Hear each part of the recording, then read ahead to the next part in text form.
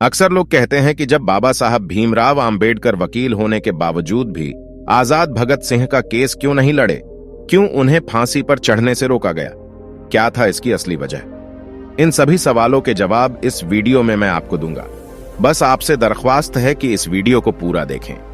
मैं आपके लिए रोजाना बाबा साहेब के जीवन से जुड़ी वीडियो लेकर आता रहता हूं। बाबा साहेब को मानने वाले लोग चैनल को सब्सक्राइब कर ले। तो चलिए शुरू करते हैं इस वीडियो को। आज शहीद भगत सिंह के शहीदी के इतने वर्षों बाद कुछ जातिवादी मानसिकता वाले लोग या संगठन और कुछ राष्ट्रवादी लोग ये सवाल बार बार पब्लिक डोमेन में लाने की कोशिश कर रहे हैं। ये डॉक्टर बाबा साहब अंबेडकर वकील थे, तो भगत सिंह के केस को क्यों नहीं लड़ा? उन्होंने भगत सिंह को फांसी से जाने पर क्यों नहीं रोका? इस बात पर चर्चा करने के पहले इस बात पर गौर करते हैं कि डॉक्टर बाबा साहब अंबेडकर भगत सिंह के बारे में क्या सोचते थे या क्या सोच रखते थे। उसका अंदाजा उनके इस संपादकीय से लगाया जा सकता है जो उन्होंने पाक्षिक अखबार जनता में 13 अप्रैल 1931 को लिखा था।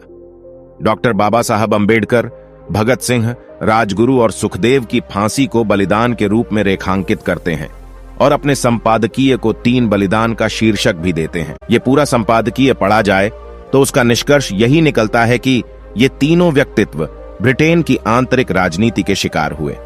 इसी कारण से बाबा साहब कहते हैं कि न्याय नहीं था, ये बिल्कुल उनके साथ अन्याय हुआ। बाबा साहब लिखते हैं, घर ब्रिटिश सरकार को यह दिखाना है कि इस घटना से अंग्रेजी सरकार बिल्कुल न्यायप्रिय और न्यायपालिका के आदेश पर अमल करती है। ऐसे समझ लोगों के बीच मजबूत होगी और लोग उसका समर्थन करेंगे। तो ये ब्रिटिश सरकार की बहुत बड़ी नादानी है, क्योंकि यह बलिदान ब्रिटिश न्यायपालिका की शोहरत को अधिक धवल और पारदर्शी बनाने के इरादे से किया गया है। इस बात पर किसी को भी यकीन नहीं है। खुद सरकार भी इस समझदारी के आधार पर अपने आप को संतुष्ट नहीं कर सकती, फिर बाकियों को भी इसी न्यायप्रियता के आवरण में वह किस तरह संतुष्ट कर सकती है? न्याय देवता की भक्ति के तौर पर नहीं, बल्कि विलायत के कॉन्सर्ट एट ईव, राजनैतिक रूढ़िवादी पार्टी और जनमत के डर से इस बलिदान को अंजाम दिया गया है। इस बात को सरकार के साथ दुनिया भी जानती है। संपादकीय की शुरुआत में डॉक्टर बाबा साहब अंबेडकर उन आरोपों का जिक्र करते हैं जिनके तहत इन तीनों को फांसी की सजा दी गई थी। वे इन तीनों की बहादुरी की चर्चा करते हुए कहते हैं कि फांसी की जगह गोली से उड़ा देने की भगत सिंह की अंतिम इच्छा भी पूरी नहीं की गई। वे लिखते हैं, हमारी जान बख्श दें। ऐसी दया की अपील इन तीनों में से किसी ने भी नहीं की। हाँ, फांसी की सूली पर चढ़ाने के बजाय हमें गोलियों से उड़ा दिया जाए, ऐसी इच्छा भगत सिंह ने प्रकट की थी।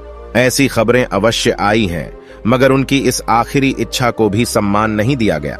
इस संपादकीय में विस्तार से डॉक्टर बाबा साहब अंबेडकर भगत सिंह की फांसी के संदर्भ में भारत और ब्रिटेन में हुई खुली और गुप्त राजनीति की चर्चा भी करते हैं और इसमें गांधी और उस समय के वाइसरॉय लॉर्ड इरविन की भूमिका पर बात करते हैं।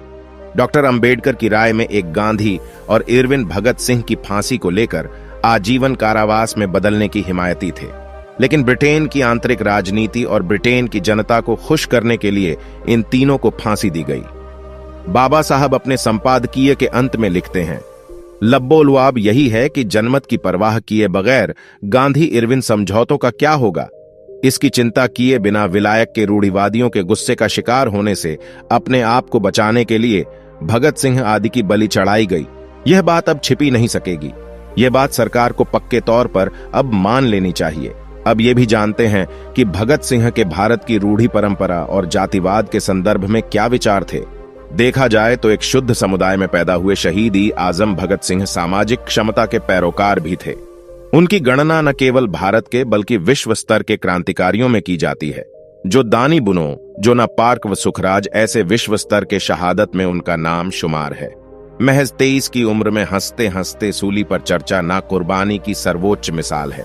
समाजवाद, क्रांति, भारत की आजादी, मजदूर आंदोलन, धर्म, ईश्वर आदि विषयों पर कम उम्र में ही उनका चिंतन व विचार बच्चों कुर्बानी पर मानव सोने पर सुहागा लगता है। वे सीखते, लेकिन उनका लेख अछूत समस्या जो जून 1928 में प्रकाशित हुआ वर्ण व्यवस्था के खिलाफ क्रांतिकारी विचारों का एक प्रमाण है। भगत सिंह का ये लेख तब लिखा गया था जब 25 दिसंबर 1927 को बाबा साहब मनुस्मृति का दान कर पृथक निर्वाचन की मांग उठा चुके थे। वहीं जातिगत पाखंड का पर्दाफाश करने वाली मदर इंडिया नामक किताब से 1927 में लेखिका इनमें थोने भूचाल पैदा कर दिया था। भगत सिंह को जब पहली बार 29 मई से 4 जुलाई 1927 के दौरान पुलिस ने गिरफ्तार कर लिया तो उन्होंने लाहौर पुलिस स्टेशन में सवालों का जवाब देते हुए बंबई काउंसिल में 1926 को नूर मोहम्मद द्वारा किए गए भाषण का हवाला देते हुए कहा था कि जब तक तुम एक इंसान को पानी पीने देने से भी इनकार करते हो, जब तुम उन्हें स्कूल में भी पढ़ने नहीं देते, तो तुम्हें क्या अधिकार है कि अपने लिए अधिक अधिकारों की मांग करो। जब तुम एक इंसान को समान अधिकार देने से भी इनकार करते हो, तो तुम अधिक राजनीतिक अधिकार मांगने के कैसे अधिकारी बन गए। आगे भगत सिंह कहते हैं, जब तुम उन्हें इस तरह पशुओं से भी गया बीता समझोगे तो वह जरूर ही दूसरे धर्मों में शामिल हो जाएंगे, जिनमें उन्हें अधिकार मिलेंगे, जहां उनसे इंसानों जैसा व्यवहार किया जाएगा। फिर यह कहना कि देखो जी, ईसाई और मुसलमान हिंदू कौम को नुकसान पहुंचा रहे, व्यर्थ होगा। और आज जब झूठ के चादर में लपेटकर विकास का दिखावा किया जा रहा है, ऐसे में भगत सिंह का कहा ध्यान में लेना होगा। लोगों को मानो आवश्यक कार्यों के प्रति घृणा पैदा हो गई है। हमने को भी दुत्कारा, आज कपड़ा बुनने वाले भी अछूत समझे जाते हैं, कहार को भी अछूत समझा जाता है। यह गड़बड़ी विकास की प्रक्रिया में रुकावटें पैदा करती है। सामाजिक न्याय के बिना विकास का रास्ता आसान नहीं होगा। भगत सिंह ने अछूतों के लिए पृथक निर्वाचन की मांग का समर्थन किया था। 23 मार्च 1931 को भगत सिंह अपने साथियों के साथ फांसी पर चढ़ा दिए गए। वे जीवित रहे थे तो 1932 में डॉक्टर बाबा साहब अंबेडकर का समर्थन जरूर करते। भगत सिंह ने लिखा है कि अछूतों को उनके अलग अधिकार दे दो, कैंसिल हो, और असेंबलियों को आप कर्तव्य है कि वो स्कूल, कॉलेज, कुवैत तथा सड़क के उपयोग की पूरी स्वतंत्रता उन्हें दे, जुबानी तौर पर नहीं वरन साथ ले जाकर उन्हें कुएं पर चढ़ाएं। उनके बच्चों को स्कूलों में प्रवेश दिला। ये उनके अपने जनप्रतिनिधि हों, वे अपने लिए अधिक अधिकार मांगे। सामाजिक क्षमता की स्थापना के लिए अछूता को चुनौती देते हुए भगत सिंह कहते हैं, अछूत कहलाने वाली असली जनसेवकों तथा भाइयों, उठो, अपना इतिहास देखो। गुरु गोविंद सिंह की फौज के असली शक्ति तुम ही थे। शिवाजी तुम्हारे भरोसे पर ही सब कुछ कर सके, जिसके कारण आज उनका नाम जिंदा है। तुम्हारी कुर्बानियां स्वर्ण अक्षरों से लिखी हुई है। तुम पर इतना जुल्म हो रहा है, असल में स्वयं कोशिशों के किए बिना कुछ भी ना मिल सकेगा। तुम असली सर्वहारा हो। संगठनबद्ध हो जाओ, सामाजिक आंदोलन से क्रांति पैदा कर दो तथा राजनीतिक और आर्थिक क्रांति के लिए कमर कस लो।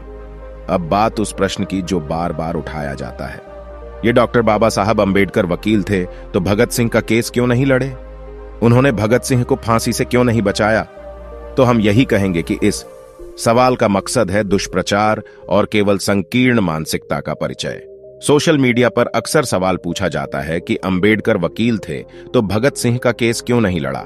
यहां सवाल व्यंग्य, नफरत या आक्रोश अथवा जिज्ञासावश से पूछा जा सकता है। सवाल प्रथम दृष्टया उचित लगता है, परंतु अक्सर इसका मकसद दुष्प्रचार ही मालूम होता है। इसका सटीक जवाब जानने से पहले हमें हालातों को जानना होगा। 23 मार्च 1931 को भगत सिंह को फांसी दी गई। यह वह दौर था जब शुद्ध, अतिशुद्ध या यूं कहें कि डॉक्टर बाबा साहब अंबेडकर जब स्कूल जाते तो उन्हें स्कूल से बाहर दरवाजे के पास बैठकर पढ़ाई करनी पड़ती थी। क्योंकि भगत सिंह सिख थे तो उन्हें यह दंश नहीं झेलना पड़ा था। जब शिक्षित होकर डॉक्टर बाबा साहब अंबेडकर नौकरी करने बड़ौदा गए तो उन्हें किराए पर होटल, धर्मशाला, कमरा तक नहीं मिला। जब वे सिम्पटम कॉलेज में प्रोफेसर बने तो बच्चे उनसे पढ़ने के लिए राजी नहीं। बाबा साहब अंबेडकर ने जून 1923 में वकालत का काम शुरू किया। उन्हें बार काउंसिल में भी बैठने के लिए जगह नहीं दी गई। अस्पष्टता के चलते डॉक्टर बाबा साहब अंबेडकर को केस नहीं मिल पाते थे। एक गैर ब्राह्मण अपना केस हार जाने के बाद डॉक्टर बाबा साहब अंबेडकर के पास आया तो उनके केस की जीत ने उन्हें खेती दे दी। लेकिन वकालत डॉक्टर बाबा साहब अंबेडकर की रोजी रोटी नहीं थी। जातिवाद के कारण केस नहीं मिलने पर उन्होंने इटली बॉस अकाउंटेंसी में लेक्चरार का काम शुरू कर दिया था। यह वह दौर था जहां किसी अछूत के छूने भर से भी हिंदुओं का धर्म भ्रष्ट हो जाता था। इस दौर में आर्थिक जद्दोजहद के बीच जब कोई केस देने के लिए तैयार ना हो, वहां भगत सिंह का केस अंबेडकर द्वारा ना लड़ने का बेतुका तर्क पेश करना महज मूर्खता भरा लगता है। वैसे भी भगत सिंह का केस लाहौर में चल रहा था, जबकि डॉक्टर बाबा साहब अंबेडकर मुंबई में रहा करते थे और भगत सिंह के केस की पैरवी जाने माने वकील 80 फली कर रहे थे। 80 फली वकालत के क्षेत्र में ऐसा नाम था जो बहुत दबदबे वाला था। ऐसे में 80 ऑन लीफ को हटाकर डॉक्टर बाबा साहब अंबेडकर को केस देने की कल्पना भी कोई नहीं कर सकता था। जो ये सवाल उठाते हैं उस आरएसएस के गोल मनकर के मित्र भी तब भगत सिंह विरोधी थे। हम आपको बता दें कि भगत सिंह के लिए जहां सुप्रसिद्ध वकील 80 पैरवी कर रहे थे, वहीं अंग्रेजों की तरफ से पैरवी करने वाले ब्राह्मण वकील का नाम था सूर्य नारायण शर्मा, जो आरएसएस के गोलवलकर के मित्र थे। हम आपको बार बार यही बताएंगे कि ये वही शर्मा हैं जो आरएसएस के संस्थापक गोलमंदकर के बहुत अच्छे मित्र थे।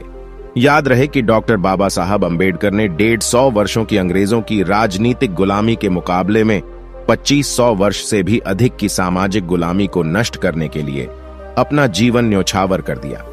ऐसे में आजादी की लड़ाई को लेकर जहां क्रांतिकारियों का नाम गर्व से लिया जाता है, वहीं सामाजिक आजादी के लिए सर्वश्रेष्ठ स्थान पर डॉक्टर बाबा साहब अंबेडकर का नाम अभिमान के साथ लिया जाता है। इस प्रश्न के संदर्भ में महत्वपूर्ण पहलू पर भी चर्चा कर ही लेते हैं, जिससे समय संपूर्ण देश में एकमात्र अछूत वकील के तौर पर डॉक्टर बाबा साहब अंबेडकर की पहचान थी। तब भी उन्हें केस नहीं मिल पाए। आर्थिक तंगी के चलते प्रोफेसर की नौकरी करनी पड़ी। ऐसे में भगत सिंह का केस स्वयं पहल कर मुंबई से लाहौर जाकर लड़ना किसी भी दृष्टिकोण से सुविधाजनक नजर नहीं आता। यदि बाबा साहब केस लड़ना भी चाहें तो मशहूर वकील आसिफ अली से केस वापस लेकर डॉक्टर बाबा साहब अंबेडकर को सौंपने का कोई तार्किक मुद्दा तब तक नजर नहीं आता। एक पहलू यह भी है कि जहां ब्राह्मण वकील अंग्रेजों की पैरवी कर रहे थे, वहां देश में अनेक नामचीन वकील क्या तमाशा देख रहे थे। जबकि वर्ष 2013 में पाकिस्तान के वकील इम्तियाज कुरैशी ने भगत सिंह की केस को दोबारा खुलवाया। इसकी पैरवी अब्दुल रशीद ने की। 2014 में अब्दुल ने एफआईआर की कॉपी मांगी तो पता चला कि एफआईआर में भगत सिंह का नाम तो है ही नहीं। उन्हें केवल रजिस्टर के आधार पर फांसी दे दी गई। और अंत में डॉक्टर बाबा साहब अंबेडकर की निष्ठा व कार्यों को लेकर समय समय पर मनुवादियों द्वारा सवाल उठाए जाना एक आम बात हो गई है। लेकिन हमें उतनी ही सजगता से सभी तरह के आक्षेप को, आरोपों का प्रत्युत्तर देते आना चाहिए। इसके लिए लगातार उन सवालों का पीछा करते रहिए, उसकी गहराई में जाने की कोशिश करिए। सवाल भले ही उनके बचकाने हो, लेकिन उसे पूछने वाले व्यक्ति का मकसद यदि अंबेडकर के चरित्र हनन का हो तो हमें चुपचाप रहकर सवालों से मुंह मोड़ना ठीक नहीं होगा।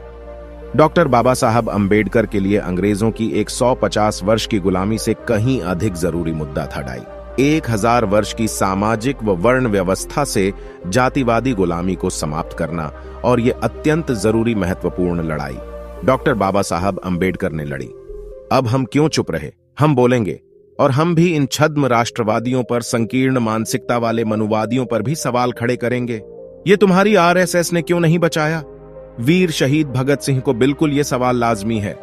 ये सावरकर खुद एक वकील थे और संघ के कई कार्यकर्ता भी तब वकील थे, तो उन्होंने भगत सिंह को बचाने की कोशिश क्यों नहीं की? सवाल लाजमी है। वैसे तो सवाल बहुत हैं, लेकिन आज बस इतने ही। दोस्तों, आज की वीडियो में बस इतना ही। इस चैनल पर मैं सिर्फ बाबा साहेब के जीवन से जुड़ी छोटी बड़ी सभी जानकारी लेकर आता रहता हूं। यदि आप बाबा साहब को पसंद करते हो और इनके बारे में और अधिक जानना चाहते हो तो हमारे अंबेडकर साहेब जी यूट्यूब चैनल को सब्सक्राइब कर ले। वीडियो को पूरा देखने के लिए धन्यवाद। आपका दिन शुभ हो।